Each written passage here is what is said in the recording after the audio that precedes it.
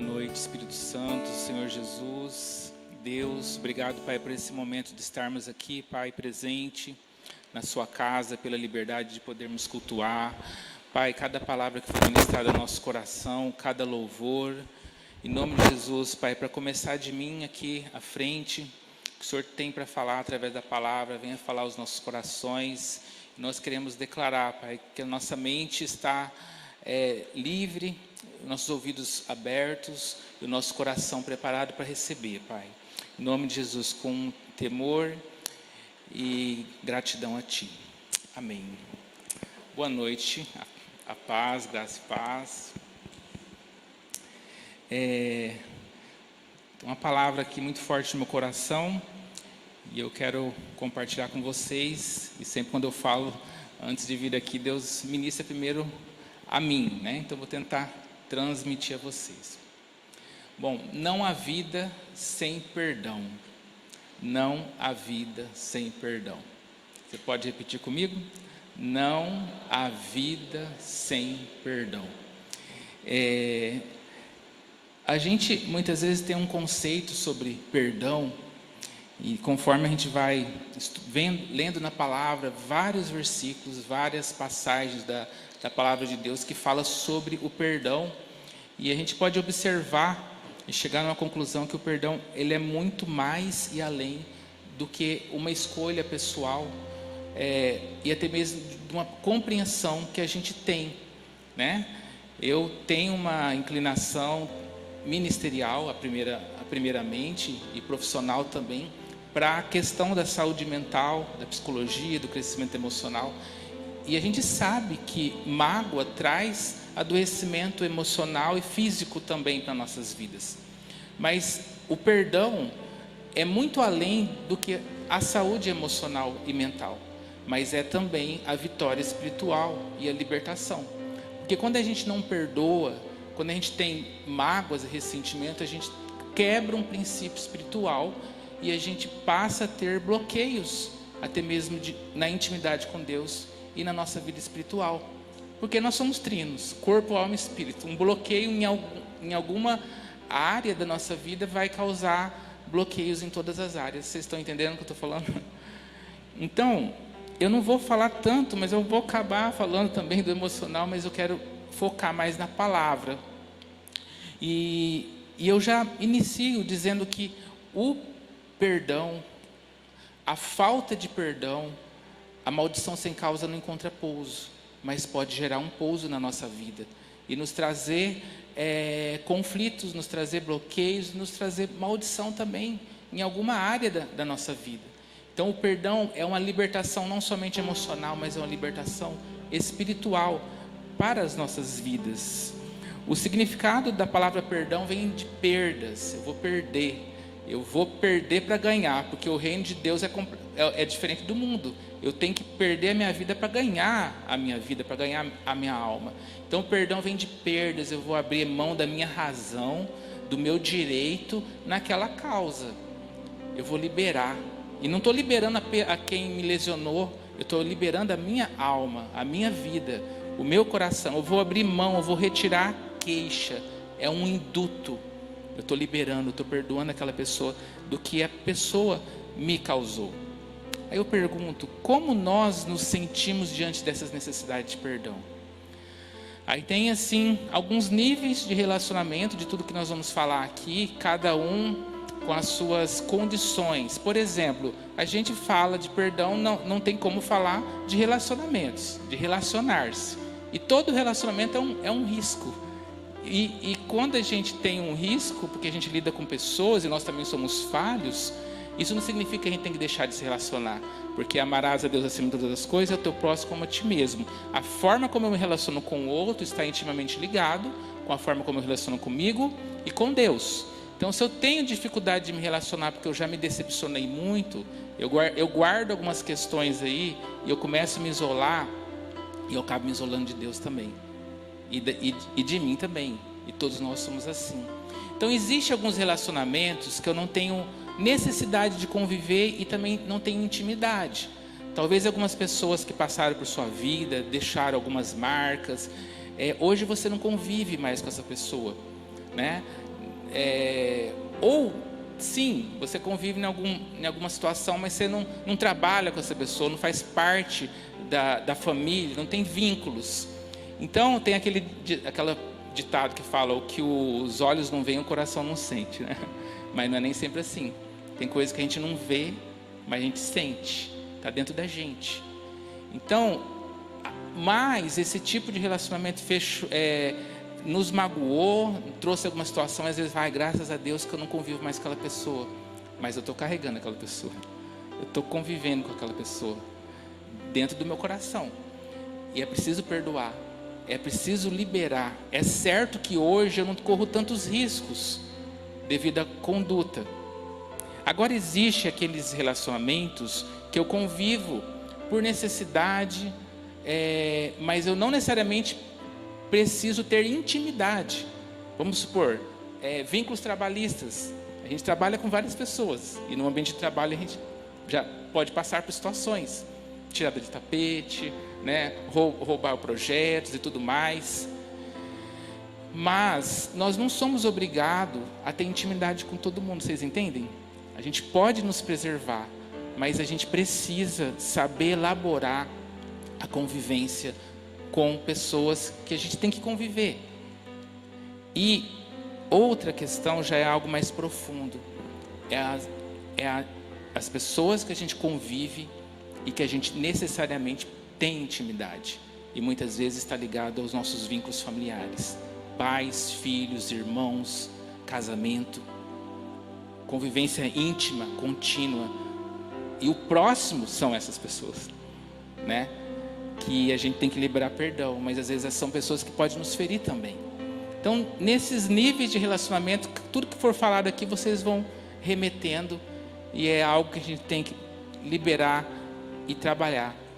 Porque a gente só é perdoado se a gente perdoar. Para eu ser perdoado, eu tenho que ser um perdoador. Você tem que ser uma perdoadora. Isso é conduta cristã. Agora, quando eu não abro mão, eu guardo aquilo, pode ter certeza que em algumas áreas da minha vida a gente não está sendo perdoado, e a maldição sem causa não encontra pouso. Mas quando eu não perdoo, há pouso em meu coração. E aí, de tudo que eu falei, tem níveis de perdão que são mais sérios, né? Sérios. Quando eu falo de intimidade, honrar pai e mãe, não é verdade? Quando quebra um princípio, mesmo que talvez você não convive mais, mesmo que talvez nem estão mais sobre a face da terra, eu preciso liberar perdão, né? Intimidade e tudo mais. Marcos capítulo 8, versículo 34. Depois você pode ler na sua casa os 6 próximos versículos. Marcos capítulo 8, de 34 a 39. São os versículos, um dos versículos mais conhecidos e importantes que tem na palavra de Deus. E esse primeiro versículo, Marcos 8, 34, deixa ele aí, mas eu vou falar dos próximos. Uns fala que é salvar a sua vida. Quem quiser salvar a sua vida vai perdê-la, né? Quem ganhar o mundo tem que perder a própria vida. Se você se envergonhar de mim, Jesus vai se envergonhar. São versículos muito fortes dentro de um contexto só. Depois você lê e medita. Mas eu vou falar principalmente do versículo 34, que na minha tradução está escrito o seguinte: naquele tempo chamou Jesus a multidão com seus discípulos e disse: se alguém me quer seguir, renuncie a si mesmo, tome a sua cruz e me siga. Se alguém me quer seguir, renuncie a si mesmo, tome a sua cruz e me siga. Esse versículo eu vou dividi-lo em 4 partes e em 4 passos. Primeiro, se alguém me quer seguir, é uma escolha, sim ou não? Escolher a Jesus, a seguir a Jesus. Só que muitas pessoas, eu não estou querendo fazer juízo de valor para ninguém, é uma lição para cada um, e vamos não olhar para o outro, olhar para nós. Às vezes tem pessoas que têm alguns equívocos no Evangelho, de ir só até esse primeiro passo. Eu vou seguir Jesus, eu tenho toda uma história, eu vou seguir Jesus, mas eu não aprofundo nos próximos passos, que qual que é? É eu colocar diante da cruz a minha própria história, os caminhos que eu trilhei e as pessoas que passaram pela minha vida, que é o que? É o renunciar a si mesmo, é olhar para dentro de si, porque não tem como a gente caminhar com Cristo sem ter confronto e mudanças, porque Deus quer trazer o que? A imagem e semelhança dele em nós. Deus quer trazer o que? Os frutos do Espírito à nossa vida. E a mágoa, o ressentimento, são os principais obstáculos que muitas vezes a gente convive como sendo algo comum na nossa vida. E até mesmo direito. É o meu direito. Eu não abro mão desse direito. Então, eu escolhi seguir Jesus. A primeira coisa é eu fazer uma avaliação de toda a minha história. Eu quero renunciar a esse direito. Eu quero liberar aquilo que está dentro de mim, que está me bloqueando. Aí quando eu não faço isso, eu passo a ser uma pessoa estagnada. É o que a gente fala, não é convertido, é convencido. Vocês estão entendendo? A palavra não tem pouso, porque o bloqueio está aqui dentro. Eu só consigo pensar, raciocinar e entender com a minha mente, mas não caiu no coração, porque dói, é espinho, é cruz. Então, se alguém quer me seguir, siga-me, mas renuncie a si mesmo, deixar Deus tocar no nosso coração, da nossa história, e depois pegar a minha cruz. Já é o terceiro passo, é eu carregar a cruz das histórias presentes e futuras que eu vou passar na vida. Aí sim eu estou seguindo Jesus. Eu tenho certeza que você pode se identificar na caminhada com Cristo. Não sei quanto tempo que você está caminhando com Jesus, de histórias que você passou, de histórias que você foi ferido e ferida por pessoas, e que depois o tempo passou, você elaborou, e hoje você se tornou pessoas fortalecidas, sim ou não? Tem hora que eu olho para trás, não foi fácil em algumas situações, mas eu agradeço a Deus, porque Deus está no controle de tudo quando a gente coloca. E algo que eu fico feliz, que eu posso dizer, que se eu encontro as pessoas, eu posso comer uma pizza numa boa e ter um momento de comunhão. Porque naquela época, talvez há 5, 10, 15, 20 anos atrás, aquelas pessoas não tinham maturidade, e nem mesmo eu. Mas isso faz parte do nosso processo de liberar perdão para as pessoas. Talvez eu não tenha obrigação de ter intimidade, mas eu posso estar liberto e poder também orar e abençoar a vida das pessoas. Então, se alguém me quer seguir, escolher seguir Jesus, a gente tem que renunciar, carregar nossa cruz para seguir. Conversão, sermos imitadores de Cristo. Por quê? Porque Jesus deixou a glória e Ele veio aqui à terra. Se aquilo que você passou de decepção, e eu também, não é nada perto do que Jesus passou. Para começar, diante do nascimento dele, tentaram matar Jesus, tentaram impedir o nascimento de Jesus, queriam matar todos os bebês meninos na época. Era por causa de Jesus. Era uma inclinação espiritual de principados e potestades. E Jesus andou aqui para a terra, passando por todos os motivos de humilhação, de perseguição, de poder carregar mágoas dentro do coração dele, porque ele veio por amor ao próximo.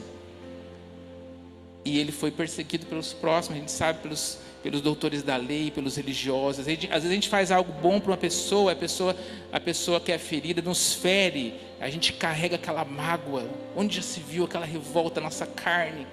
E Jesus, se a gente é a imagem e semelhança de Deus, ele foi imitador, e ele mesmo diante da cruz, diante de todo aquele cenário de pessoas que o abandonou, inclusive os seus discípulos, ele falou: Pai, perdoa, porque não sabe o que fazem. E muitas vezes as pessoas que nos ferem não sabem o que elas estão fazendo. Elas estão projetando em nós figuras de outras pessoas que as feriu. Porque a pessoa que ferida, ela sempre vai ferir em cima daqueles que não o sangrou. E a gente sabe que existe também uma retaliação espiritual sobre nossas vidas. E a gente precisa ter: Pai, perdoa porque não sabe o que faz. Porque Jesus poderia muito bem, diante do cálice, se for possível, afaste de mim esse cálice. E Deus não afastou. Jesus questionar a Deus, porque muitas vezes nós questionamos. Porque um dos passos para o ressentimento e a mágoa é o vitimismo. Coitadinho de mim. Porque Deus está no controle de tudo e permitiu isso. Mas a partir do momento que eu posso até falar para Deus, porque é importante. A oração tem um poder espiritual, mas a oração também é terapêutica. Vai lá sozinho, fala do que está sentindo. Aí eu estou desabafando, eu estou limpando a minha alma. É certo que quando o Espírito Santo vier, eu vou trazer quebrantamento e eu vou superar essa situação. Lá em 1 Pedro 2, você vê que o perdão foi revelado na cruz do Calvário, ali, né? Depois perdoou o ladrão também, né? Que estava ali. Aqui fala em 1 Pedro 2, versículo 22, o qual não cometeu pecado, nem na sua boca se achou engano, o qual, quando o injuriavam, não injuriava, e quando padecia, não ameaçava, mas entregava-se àquele que julga justamente, levando sobre ele mesmo em seu corpo os nossos pecados sobre o madeiro, para que, mortos para os pecados, pudéssemos viver para a justiça, e pelas suas feridas fomos sarados. As feridas de Jesus nos sarou, e as nossas feridas é um convite para a cura. As nossas feridas é um convite para a cura, para nos sermos sarados e para que nós possamos sarar pessoas também, para ser autoridade na vida das pessoas. Eu vou ler alguns textos aqui, aí vai ser projetado ali no telão. Mateus 5, 23 e 24 é um versículo muito conhecido, que fala o seguinte: portanto, se trouxeres a tua oferta ao altar, e aí te lembrares de que teu irmão tem alguma coisa contra ti, deixa ali diante do altar a tua oferta, e vai reconciliar-te primeiro com o teu irmão, e depois vem e apresenta a tua oferta. Aqui está falando quando a gente tem conhecimento de alguém que tem algo contra mim, contra nós. Talvez foi algo que a gente fez, e a gente não pediu perdão, não reconheceu. Ou talvez foi algo que a gente não teve intenção, mas a pessoa está magoada. A gente tem que fazer a nossa parte, mesmo que a pessoa não perdoe. Mas aqui na palavra está clara que antes de nós trouxermos a nossa oferta, e quando a gente fala de oferta, não é apenas oferta do nosso dízimo, mas é a nossa oferta de adoração, a nossa oferta de estar diante da presença de Deus. Vocês estão entendendo que tem um bloqueio espiritual aqui? É como se não está havendo esse recebimento, porque Cristo que veio, perdoou, e nós somos imitadores, nós temos que perdoar também. Porque aí às vezes a gente fala: mas Jesus era Jesus, mas nós somos seus imitadores, e a gente tem que liberar o perdão, a gente tem que fazer a nossa parte, porque a gente pode um dia ser cobrado por aquela alma. Vamos fazer a nossa parte, mesmo que a pessoa não queira nos perdoar. Em Mateus 6, 9, 13 fala que é o que nós chamamos da oração do Pai Nosso, mas a palavra não fala que é a oração do Pai Nosso, mas que começa falando: Pai Nosso que estás no céu. Fala uma parte que: perdoa-nos as nossas dívidas, assim como nós perdoamos aos nossos devedores. Devedores não é só questão financeira, é a pessoa que nos feriu. Eu sou perdoado a partir do momento que eu perdoo as pessoas que me feriu. Então é uma condição espiritual aqui. Perdoado, eu tenho que ser um perdoador. Conduta cristã, os meus pecados diante de Deus, a minha aceitação diante de Deus é quando eu não carrego notas promissórias de acusação contra uma pessoa, porque isso é atitude do queixoso Satanás. É como se fosse um veneno de Satanás dentro da gente. E para Deus é sim, sim, não, não. O que passou disso vem do maligno. Estão entendendo, gente? É forte isso. Para começar de mim que eu estou aqui.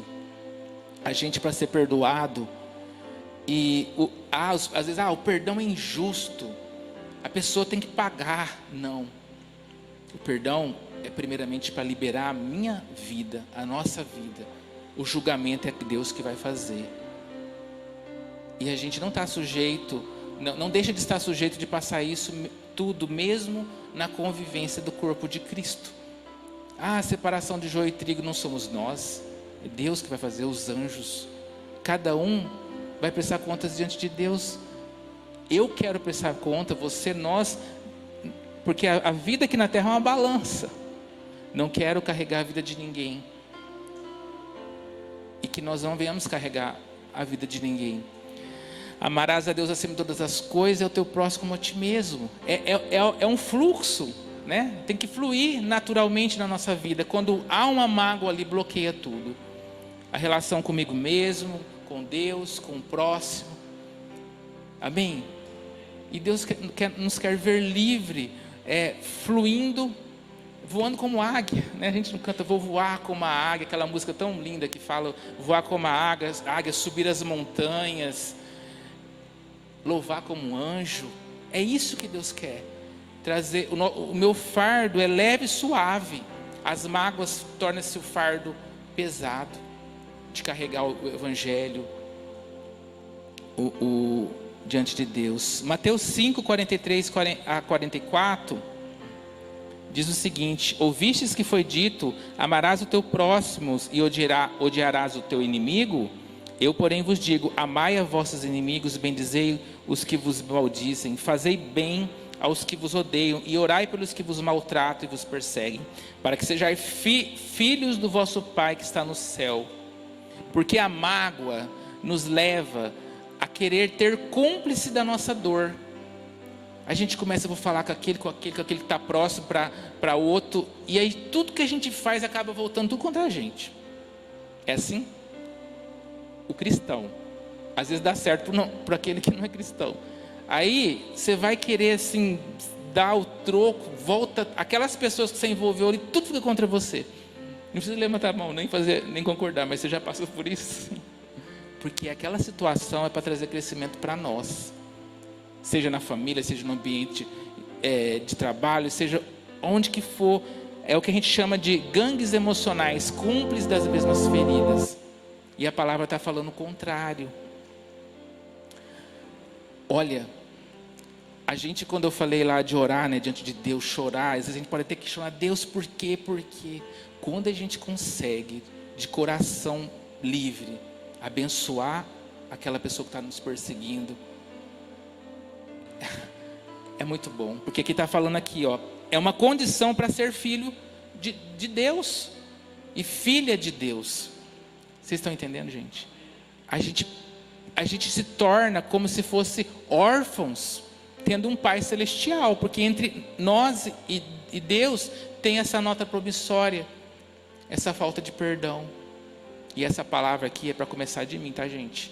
É um desafio para começar de mim. E eu quero que seja bênção para a tua vida também. E Salmo 133, todo mundo conhece, ó quão bom e suave é que os irmãos vivem em união. Aí lá no finalzinho fala, o Senhor ordena a bênção e a vida para sempre. Deus ordena a bênção e a vida. A bênção e a vida de Deus quando tem união. E só tem união e reconciliação quando tem perdão. E isso é na família, na igreja, é no casamento e tudo mais. E em Efésios 4, 26 a 27 fala o seguinte: irai-vos e não pequeis, não se põe o sol sobre a vossa ira, não deis lugar ao diabo. É natural, é emocional, as nossas emoções é uma reação ao meio. Raiva é uma emoção, ira é uma raiva diante de uma injustiça. É natural eu sentir, né? Até a palavra fala, né, sobre a questão, bem-aventurado aqueles que têm sede e fome de justiça, que têm ira, que têm agressividade, não para destruir, mas para querer ver o que é o justo. Mas a hora que fala, não se põe o sol sobre a vossa ira, não carrega esse sentimento, dormir com ele, e no outro dia, depois do segundo dia, a gente ficar carregando esses sentimentos. Vocês estão entendendo, gente? Porque a ira, a raiva é momentânea, foi aquele fato. Eu vi, aconteceu, depois eu vou repensar, eu vou orar e vou colocar diante de Deus.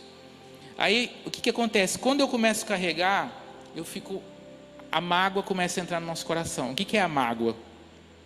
É quando ainda tem conserto. Sabe quando você fala assim, eu não quero falar com você agora. Amanhã a gente conversa. Eu estou pondo sol sobre a vossa ira, mas tudo bem. A gente é carne, mas não é o recomendável. No outro dia você vai conversar. Talvez é o momento, você precisa daquele momento. Isso é a mágoa. A mágoa é quando eu ainda tenho... o relacionamento não está rompido ali. Mas aconteceu um fato, pode ser consertado e não acontecer mais. Aí aconteceu de novo. Eu posso ter uma mágoa, resolver perdoar. Aí o ressentimento é quando na verdade eu não quero mais conversar, não quero mais falar. E a própria palavra ressentimento é ressentir. Eu guardo dentro de mim. Eu não converso.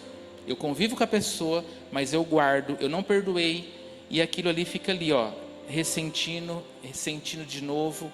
E às vezes uma coisa que você está convivendo com a pessoa, que não tem nada a ver, a pessoa explode, brigando com aquela pessoa, com a intensidade de sentimentos, de emoções, que não é o fato ali, mas é aquelas outras coisas mal resolvidas. Vocês estão entendendo? Aí já é algo profundo, até chegar no ódio. Que o ódio é o quê? É o desejar que o outro sinta o que eu sinto, e muitas vezes a nossa mente, o nosso coração pode desejar até a morte. Pode desejar que até um ente familiar ali sofra alguma coisa, para ser bem aberto.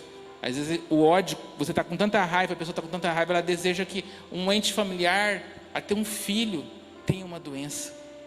Aí já é o veneno de Satanás que está ali dentro da gente. E aí tudo que eu falei aqui, paternidade de Deus, intimidade de Deus, já foi embora. A adoração, a oração não passa do teto. É a responsabilidade que a gente tem de ter o reino de Deus dentro da gente. Amém? Então a falta de perdão tem essa amargura, essas feridas, desconfiança. Quando eu acabo não conseguindo mais confiar, porque eu penso que todo mundo vai fazer, sabe, o gato escaldado tem medo de água fria. E a água é saudável, né? Tomar banho, água significa afeto. Deus quer restaurar o nosso relacionamento conosco, com Ele e com as pessoas. Libera aquela pessoa. Tem pessoas boas que podem acolher teu coração. E quando eu dou o direito a me relacionar novamente à igreja, né? Eu vou ser liberto, eu vou ser livre. E eu não vou, porque quando eu tenho muita mágoa, muito ressentimento, eu vou funcionar assim. Amargura, lembra quando já está no ódio? No trabalho eu vou ser assim, na casa, na igreja. Ou mesmo que eu não demonstre, mas eu estou preso, estou bloqueado. E o perdão é um processo. Eu escolho perdoar, mas é um processo, é um luto. E a primeira questão é falar, o nó na garganta, e falar primeiramente com Deus. Abrir seu coração, não perca um desafio meu. Venha à sua memória, qual é a forma de você ter intimidade com Deus? Algumas pessoas vão entrar dentro do quarto, a hora que todo mundo sai, ou pegar o carro, pegar a moto, pegar a bicicleta, sair. No momento que você está sozinho, às vezes até mesmo a pessoa que você tem mais intimidade, às vezes você tem que estar até mesmo sozinho, você e Deus ali. A gente nunca pode perder esses momentos, porque é nesses momentos que a gente tem essa limpeza espiritual, essa libertação, porque a gente vai no dia a dia, né?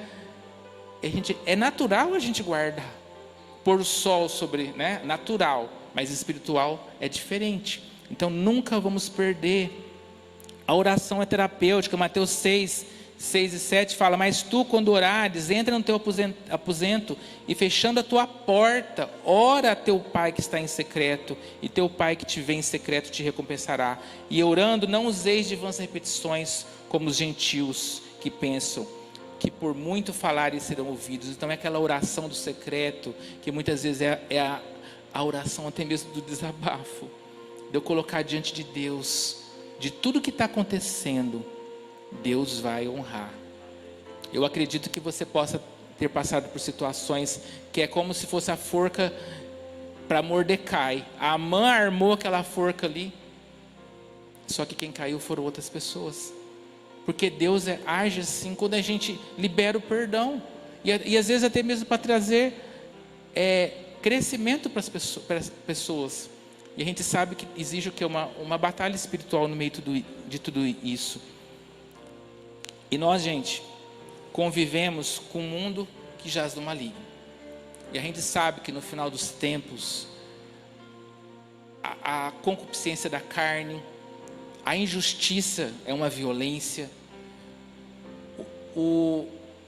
os tempos das dores, as apostasias, pessoas que a gente conviveu, pessoas que ministraram, a gente pode um dia negar a Cristo. A gente pode estar vivendo um cenário que a gente pode ficar muito revoltado com as injustiças que a gente vê. Mas o que a gente tem que guardar é o nosso coração. Porque Deus está no controle de tudo. E a gente sabe que Ele virá. E a gente sabe que o Apocalipse vai se cumprir. E é possível que um dia a gente poderá não estar aqui com tanta liberdade. Mas ninguém vai roubar o Evangelho da gente. Mas desde que a gente guarde o nosso coração das mágoas e dos ressentimentos diante de perseguições. Hoje a gente ainda tem a liberdade de cultuar Cristo. E países que não têm, que as pessoas são mortas, são presas, como que eles trabalham o perdão? Tem pessoas que eu já vi testemunhos que pregavam o Evangelho e foi ameaçado e mataram a esposa, os filhos, entregaram num saco de lixo na porta daquele pastor, daquele missionário. E ele, com muita dor, enterrou ali no seu luto e levantou, entregou e continuou a caminhada no Evangelho. Eu já vi uma história de uma criança de 10 anos, que acho que era na África, que os pais eram missionários, os pais dela foram assassinados. E ela teve que ir para um orfanato lá das missões e tudo mais. Viveu toda a dor, mas Deus colocou no coração dela voltar àquele país.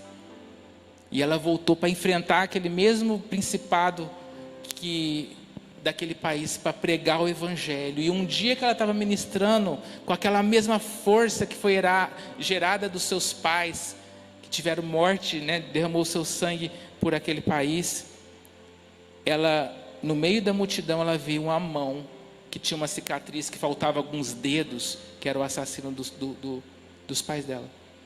E ela se prostrou em choro, porque ali ela viu que realmente ela tinha liberado o perdão, e ela abençoou aquela pessoa que estava ali, que foi convertida. Assim aconteceu com José também, que foi preso no Egito. Ele era um poderoso, ele poderia muito bem vingar, e ele teve esse grito de choro, e a libertação. Porque quando a gente precisa liberar o perdão, não é só com relação à pessoa que nos agrediu. A gente tem que liberar o perdão para aquela rede de apoio que muitas vezes não nos ajudou. Amigos que nos deram as costas. Jesus teve que liberar perdão para os seus discípulos. Imagina que ele teve uma maior intimidade. Jesus liberou perdão. E muitas vezes o que nos impede de entrar nesse nível de contato com a dor é quando a gente tem mágoa contra Deus. Porque a gente acaba colocando Deus como essa rede protetiva. Por que Deus permitiu acontecer isso? Aí a gente começa a fugir dessa situação. Mas lá na sua intimidade você pode colocar isso diante de Deus. E Deus vai te acolher. Porque Deus sabe que está aqui dentro do nosso coração. E quando a gente coloca em choro, o Espírito Santo virá para que a gente possa. Não estou dizendo que Deus é culpado de nada.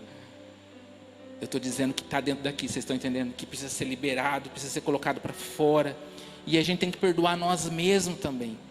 Perdoar a nós mesmos, porque muitas vezes a gente se culpa.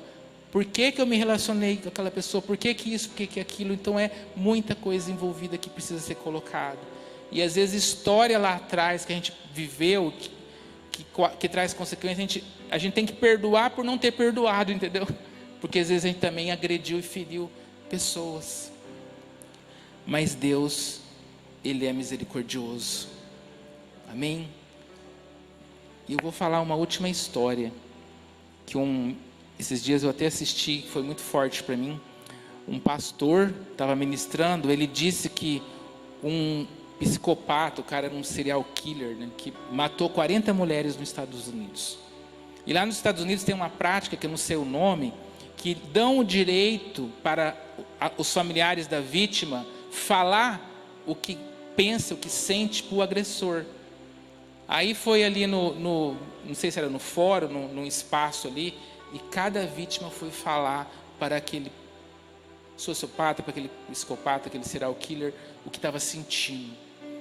E os semblantes daquelas mães, daqueles pais se transformavam, rangiam os dentes e falava assim: tenho vontade de te matar, de te triturar, igual você fez com a minha filha.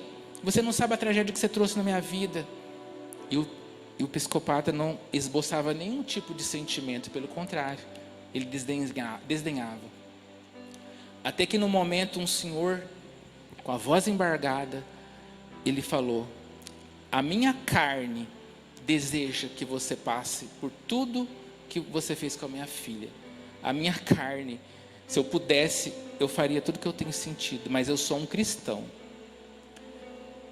Com tudo, porque não tem como voltar atrás, você está me dando a oportunidade de cumprir um princípio espiritual de perdoar. E ele começou a falar para aquela pessoa: eu te perdoo, eu te libero, eu quero sair daqui não sendo um condenador. Eu te perdoo, eu te abençoo. E por incrível que pareça, aquela pessoa que não tem emoções, chorou, se quebrantou, como se fosse algo espiritual que rompeu ali, talvez até mesmo na vida daquela pessoa que matou tantas mulheres. Agora, gente, de tudo que eu falei, o que são os nossos problemas, na verdade, de missionários? Não estou subjugando a nossa dor, não. A nossa dor é nossa dor, tem que ser cuidada, tem que ser tratada, mas não vamos ser, com a expressão da palavra, colecionadores de feridas, porque a ferida não é saudável, ela tem que ser curada. Ela tem que ser ferida, a ferida tem que ser curada para que nós possamos abençoar outras vidas e sermos liberados. O perdão, a falta de perdão não é nosso direito, porque o nosso direito é de não ter direito algum. Amém? Não há vida sem perdão. E onde não há perdão, há morte. Há perdas da imagem e semelhança de Deus. Não há vida sem perdão. Você pode repetir? Não há vida sem perdão. De novo, não há vida sem perdão. E quem escolhe a vida aqui? Levanta essa mão, quem escolhe a vida? Vamos nos colocar em pé.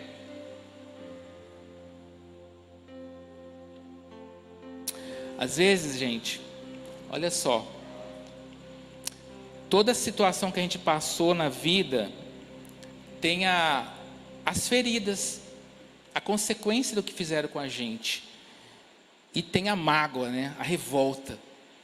Tem vezes que a gente perdoou a pessoa, a gente liberou, não tem mais a mágoa, não tem mais a revolta, mas ainda tem as feridas. E as feridas só vai ser, porque quando eu estou com raiva ainda, com revolta, eu não perdoei ainda, eu carrego a falta do perdão e carrego a ferida. Mas a ferida só vai ser curada quando eu liberar o perdão. Vocês estão entendendo? E muitas situações a gente não consegue perdoar sozinho. A gente precisa, primeiramente, de Deus, da oração, buscar. E a gente tem que ter alguém para compartilhar. Não sair falando para todo mundo para querer vingar da pessoa. Mas muitas vezes a gente perdoou, mas ainda está ferido. Mas o primeiro passo, que é um passo que eu sei que tem um preço, é perdoar, para que as minhas feridas sejam curadas. E essas feridas, um dia a gente vai poder contar e testemunhar na vida das pessoas, e vai multiplicar em muitos frutos para a nossa vida e para a vida dos outros. Pai, em nome de Jesus, nós queremos declarar, Pai, cada palavra que foi colocada aqui, eu quero falar para você agora, você com você, você com Deus. Como que está a sua vida? Como que está a minha vida nesse aspecto de mágoa, de ressentimento, de dor, que muitas vezes é meu direito, eu quero que aquela pessoa entenda e até passe por o que eu passei, e muitas vezes essa pessoa nem você convive mais. Não adianta a gente querer culpar pai, mãe, irmão, filhos, amigos, alguém da igreja, patrão. É o nosso dever, para nós sermos liberados, perdoar. Por isso hoje, decida perdoar. Mas não é só decisão na nossa mente, é um processo que ele precisa ser feito lá no seu quebrantamento com Deus. Ana estava muito magoada porque ela era estéril, mas ela orou com gemidos inexprimíveis e houve cura. E ela pôde gerar um filho, os sonhos veio, Samuel nasceu. Que haja frutos na nossa vida a partir do momento que nós liberarmos. E não ande só, busque ajuda para tratar essa dor e essa cura, se você não estiver conseguindo sozinho, porque a palavra de Deus fala para nós não andarmos sozinhos. Confia, existem pessoas que podem curar, liberar cura para o seu coração, para o nosso coração, porque esse é o corpo, esse é a igreja, Pai. Em nome de Jesus, Senhor, acolhe os nossos corações essa noite. Nós queremos entregar o nosso coração para Ti, Pai. Nós queremos colocar os nossos sentimentos diante de Ti e liberar vidas, liberar pessoas, Senhor. Em nome de Jesus, abençoa nossa vida, abençoa nosso coração, e que o Teu Espírito Santo venha nos testificar, que o Teu Espírito Santo venha falar conosco e ministrar nosso coração, até mesmo enquanto estivermos dormindo, Senhor. Em nome de Jesus, amém.